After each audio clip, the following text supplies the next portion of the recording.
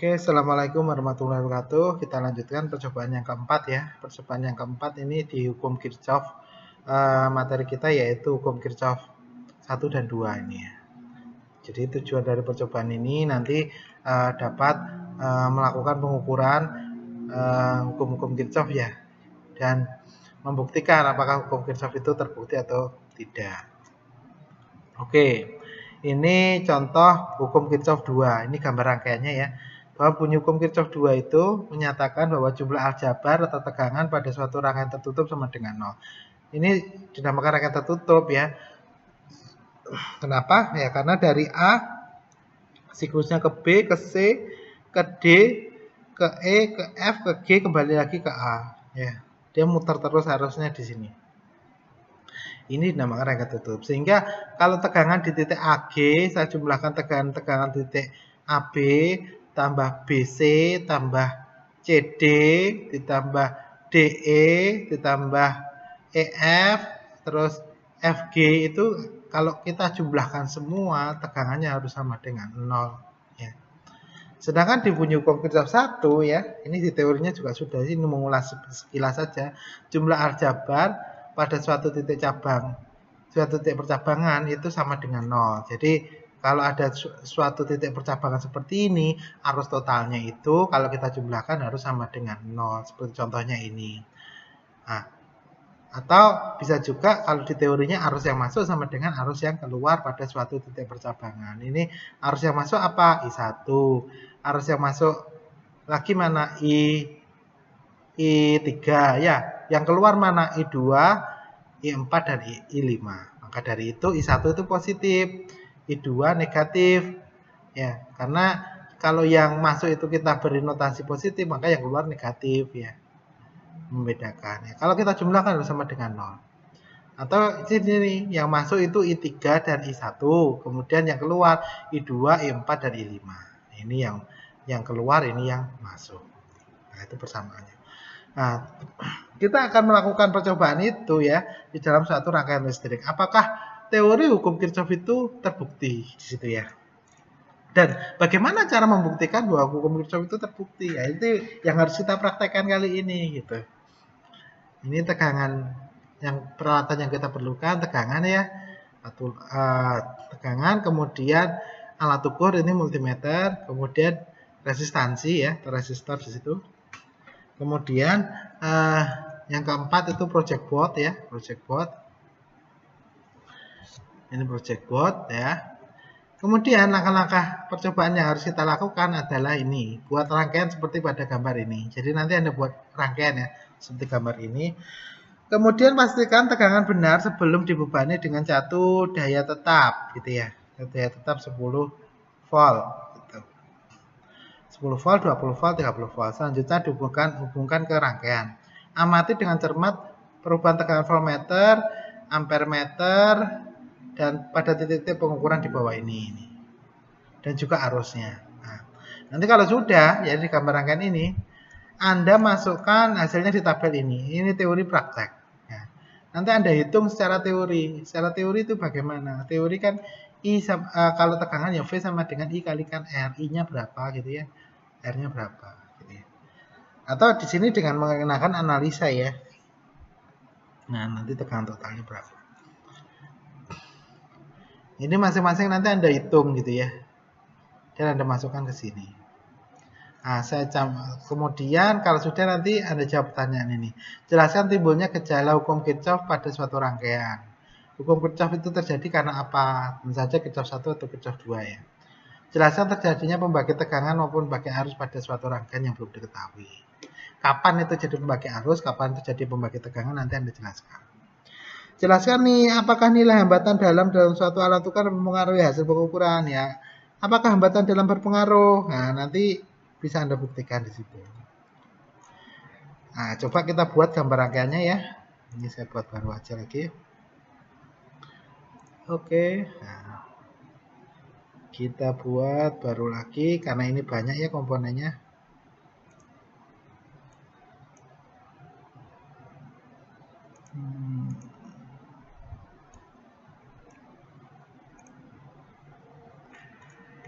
Oh ini.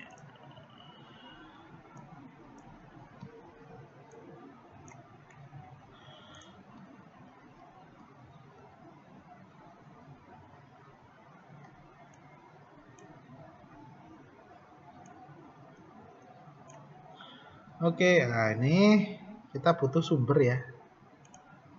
Nah, sumber kita butuh DC ya, DC. Oke, taruh aja sini.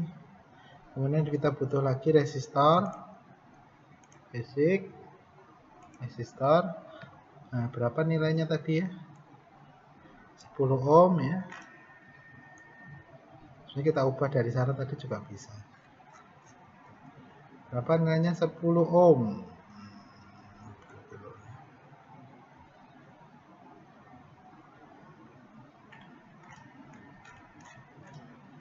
Kita ambil bebas saja, kita ubah sendiri nanti. 1 kilo ini. Sembarang aja. Oh, ada resistor yang nilainya nggak umum ya. 47, 457.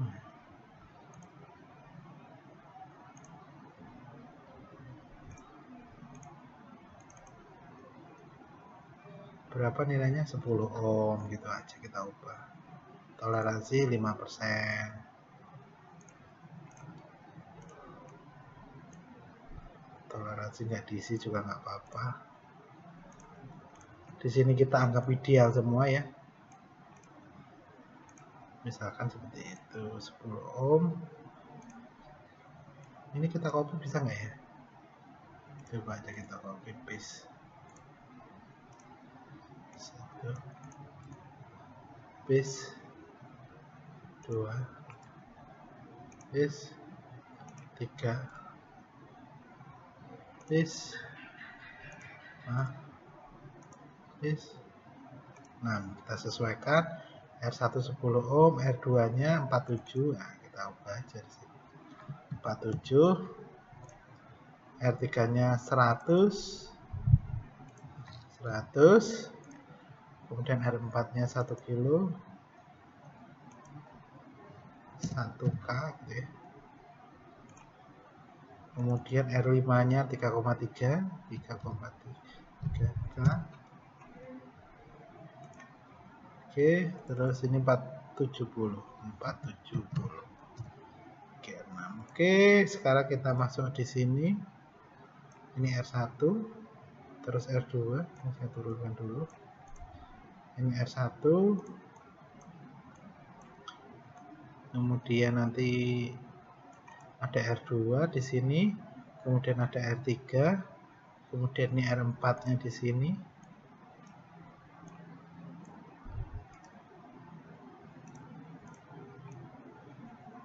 Ada R4, kemudian di sini ada R5.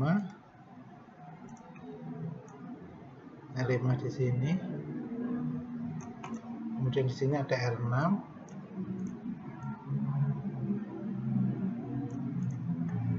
Nah, kemudian kita hubungkan. Oke.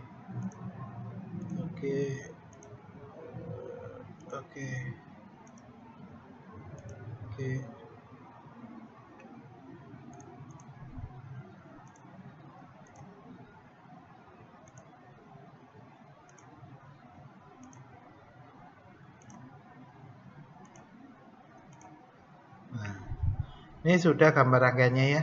Sekarang kita mau mengukur R1. Nah, kita ambil aja di sini. Kita ambil dia indikator.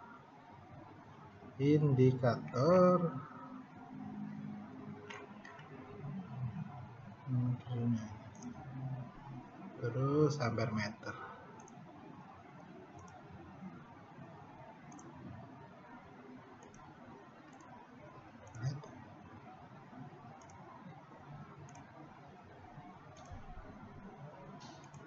Ya gini ya, ini untuk ampere meternya.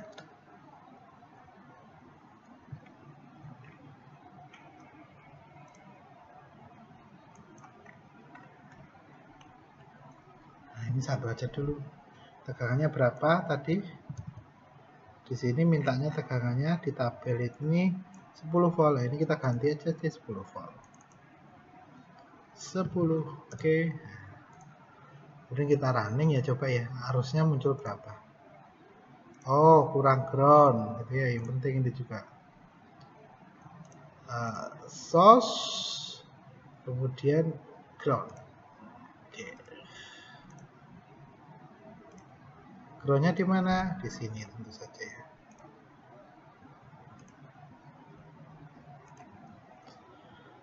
Oke. Nah, muncul di sini arusnya 7,51 miliampere ya. Nanti di yang lain juga seperti itu ya. Nah, di sini kan banyak sekali di sini alat ukurnya ya. 1, 2, 3 ini ampere meter. Terus kemudian tegangan. Di sini diukur satu-satu nanti ya. Tegangan di R10 volt. Ini tegangan di R sini berapa? Ini saya ambil contoh. Terus ini di 10 volt, ini terus di 10 volt tadi ya. Di 10 ohm. Tegangannya berapa? Prakteknya di sini ditulis. Kemudian arusnya berapa ya? Arusnya sudah sekarang tegangannya. Tegangannya bagaimana ya? Kita pasang di sini. Kita stop dulu. Kita ambil sini. Kemudian indikator. Indikator.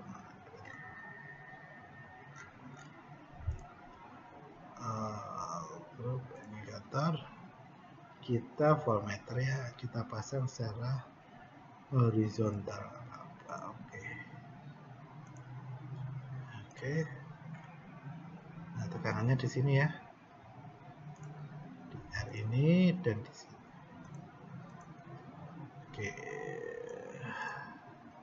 Kita jalankan. Nah, tegangannya 0,75 volt, kemudian arusnya 7,51 miliampere. Ini yang Anda masukkan ke dalam tabel nanti ya.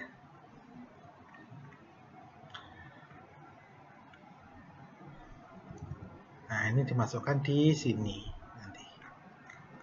Dan seterusnya masih banyak itu nanti ya. Jadi itu ya prakteknya nanti, kemudian Anda jawab pertanyaannya ini. Ya. Dan dilakukan terus nanti. Oke, jadi itu prakteknya. Selamat mencoba. Nanti dibuat videonya ya. Yang di rumah yang daring, model daring seperti ini nanti ya. Satu-satu bisa di capture atau pas Anda praktek ini Anda rekam seperti itu boleh ya. Oke, mungkin itu dari saya. Selamat melakukan praktikum.